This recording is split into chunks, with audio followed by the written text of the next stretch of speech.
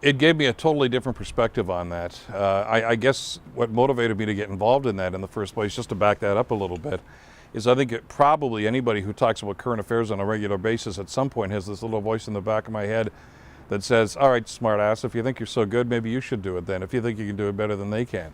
Most of us are smart enough to resist that temptation. I didn't, and I decided to jump in. I've always been fascinated with municipal politics because that's the level of government that I think has the most impact on people's lives. So when I got involved and ran successfully for city council, it gave me a different perspective on how government works, and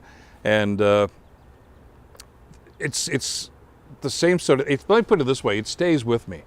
It's not that I necessarily give politicians a free ride now because I was one, but I understand also the inner workings. You know what? It's not as black and white as you might think. That there's some other things at play here. So I will actually go to the extent of actually trying to explain to our listeners, well, here's how the process is supposed to work.